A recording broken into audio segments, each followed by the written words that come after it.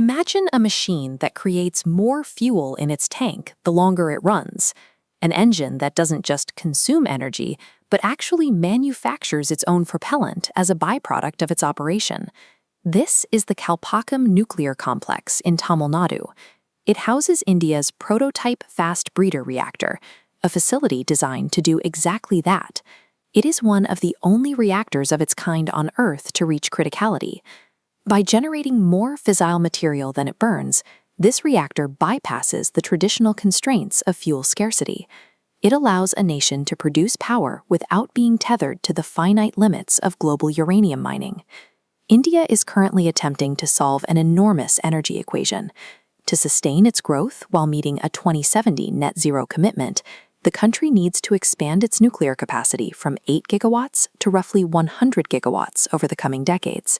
But there is a physical obstacle in the way. India possesses less than 1% of the world's known uranium reserves, the primary fuel used in nearly all conventional nuclear reactors.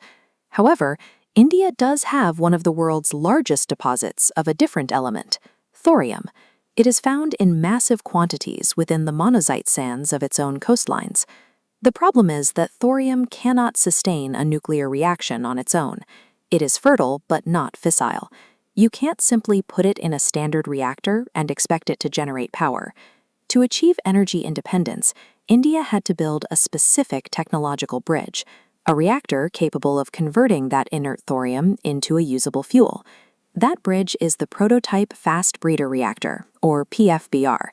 To understand how it works, we have to look at the behavior of the neutrons inside its core. In a standard reactor, water is used as a moderator. It physically bumps into neutrons, slowing them down so they are more likely to split atoms. In this fast breeder, the water is removed. The neutrons are unmoderated, allowing them to travel at their full extreme velocity. The core is arranged in two distinct layers. The center contains highly reactive plutonium fuel, but it is completely wrapped in a blanket of uranium-238. A form of uranium that is usually considered a waste product because it doesn't split easily. Those high-speed neutrons escape the center and strike the uranium blanket. Instead of just bouncing off, they are absorbed, transmuting the inert uranium into plutonium-239, a highly reactive fuel that can be harvested and reused. This means the reactor is effectively a fuel factory. For every atom of fuel it consumes in the center, it creates even more fuel in the blanket. To keep those neutrons moving at high speeds, you cannot use water for cooling. Instead, the reactor uses liquid sodium. It can transfer massive amounts of heat without slowing down the neutron flow. But liquid sodium is notoriously difficult to handle. If it comes into direct contact with air or water, it reacts violently, catching fire or exploding instantly. India has been managing this risk for decades. In 1987, a leak at an earlier test facility spilled 75 kilograms of radioactive sodium, requiring a 3-month cleanup operation in a nitrogen-chilled environment to prevent the metal from igniting. Despite those early accidents and years of construction delays, the PFBR recently reached criticality. It is proof that the indigenous engineering required to contain this volatile coolant is now mature.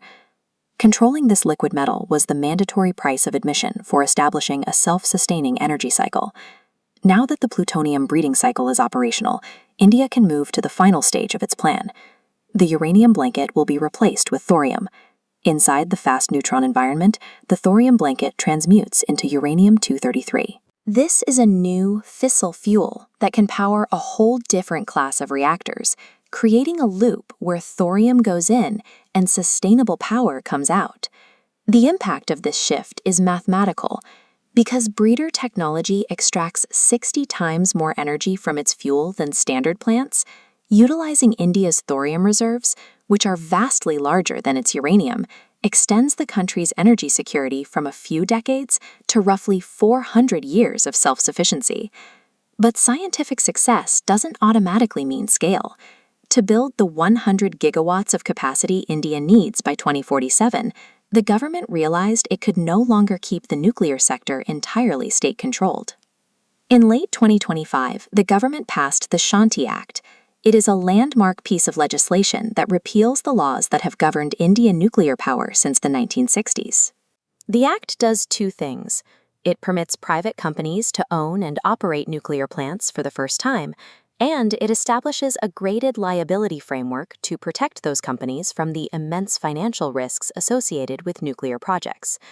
This policy shift is designed to fund a fleet of indigenously designed small modular reactors. The goal is to have at least 5 of these operational by 2033. Building a secure future required a dual approach. India used physics to create a machine that makes its own fuel, and then it used policy to build a market capable of scaling that machine to the rest of the country.